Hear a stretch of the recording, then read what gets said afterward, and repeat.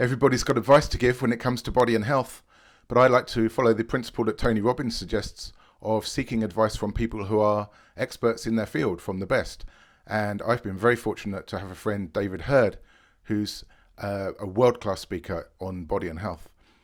David's a trainer of elite athletes with testimonials from the England cricket captain Andrew Strauss and international footballer Pat Nevin. He's also the founder of the National Rehabilitation Centre for the Paralysed, where I worked for him 20 years ago. People would come to the NRCP having been told 25 years previously that they'd never walk again, and David and his team helped people to walk again at the centre. And when I met him 20 years ago at the age of 62, he just cycled 1 million metres around Vietnam in temperatures of 90-degree heat and 90% humidity.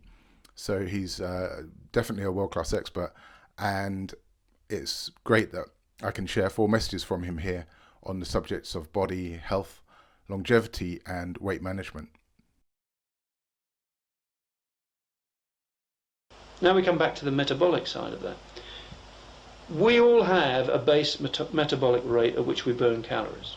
We all have one, which is the rate of calorie intake that we need to keep us alive day on day.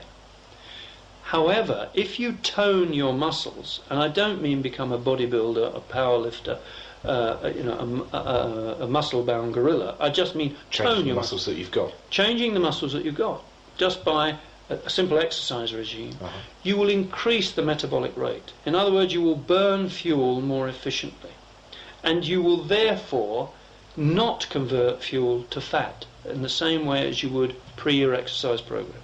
That is a given. Right. It's an absolute scientific fact. It's got nothing to do with your body type or anything else. It is a given fact.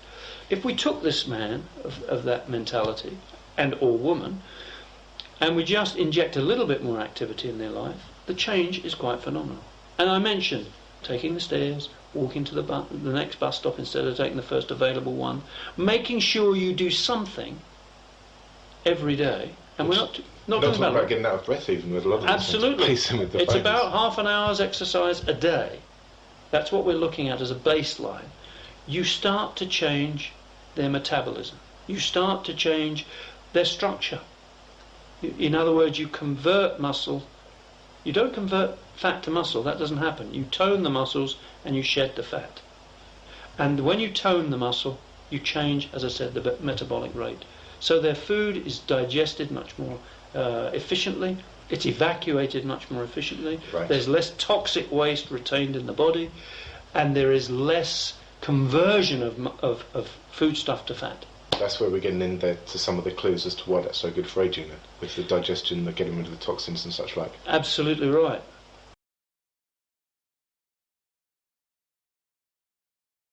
Phenomenal achievement, and one of the reasons why I keep mentioning the 62-year-old thing is because we're going about why you're the person to speak to about strength for life.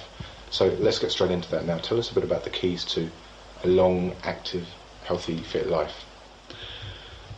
The keys to a long, active... It's an easy one to start with. Yeah, sure. It's just something a little narrow, isn't it? Yeah. The keys to a long, active, healthy life. Well, the first one is attitude.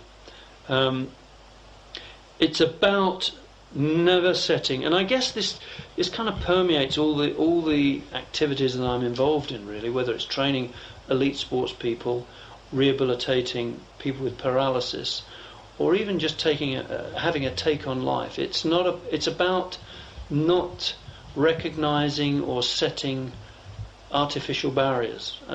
Most human beings work below capacity. Yeah. Most of us, me included, work below capacity. And the first thing is to get rid of that nonsense. The artificial barriers. The artificial barriers that are set by society, usually. And also by our family, our support groups, and well-meaning people sometimes setting barriers and say, I mean, the classic is, he's good for his age. Well, no, that's not good enough. You want to be good, period. Yeah. And the attitude dictates the belief. The attitude is, I don't have to stop simply because of some chronological moment. In other words, if I hit 65, I don't have to retire.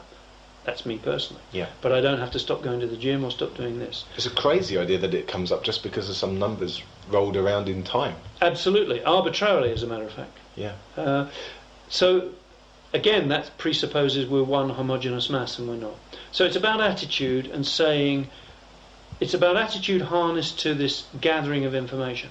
How do I feel? Forget about whether I'm 65 or 75. How do I feel today? Do I feel I can push the envelope a bit and go a bit harder? Or do I want to have a slightly easier day? So that's the first thing. There is no clock that says you shouldn't do it, number one.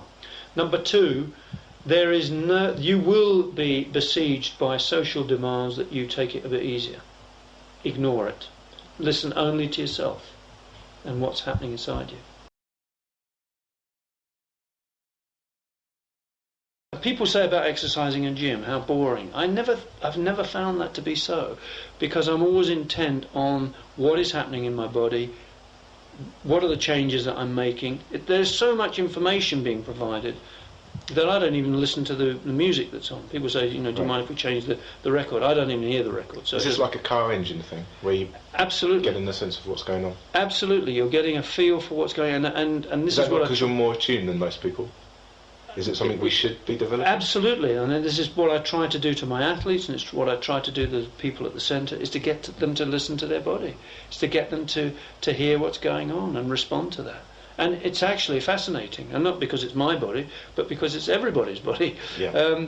There are things happening, and we can make a difference.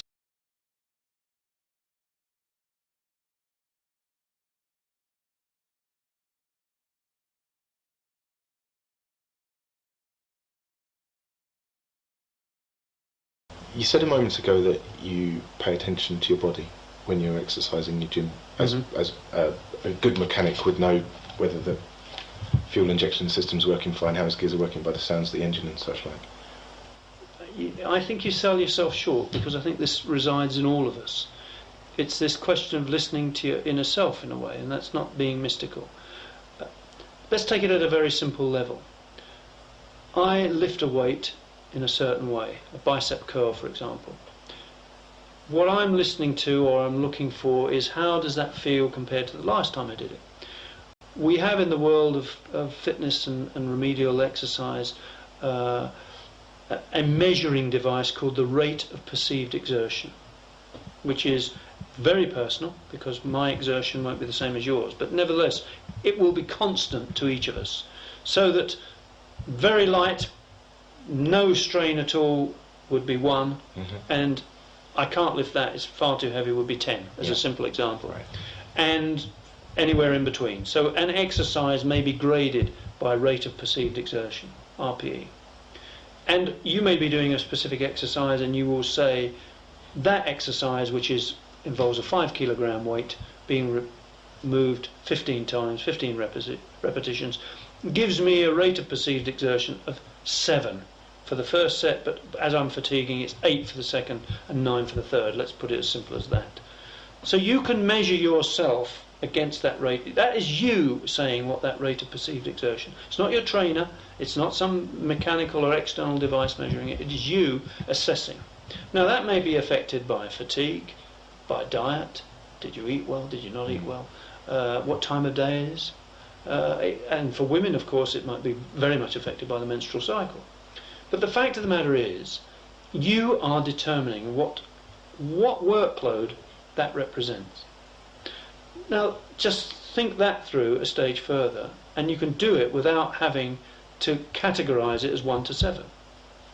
You know your training program, you know what you're capable of doing, and you're listening to your body. Now, that joint, that feels a bit tight tonight. Why?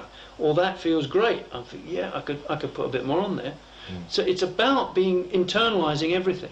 And it's about, did I do the full range of motion? Or did I not? Did I cheat myself a little bit there? And if I did, why? What's happening there? Am I tired? It's just analysing what's going on. It's not mystical. Thanks very much to David Hurd there. I hope that's helped you to develop your body wisdom.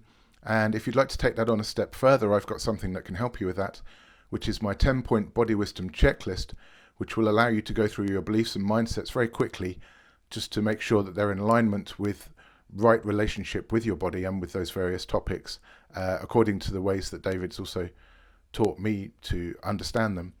If you'd like to have that, you can get that for free at kissingconsciousness.com/checklist. And if you found this video useful, please subscribe and I'll help you again.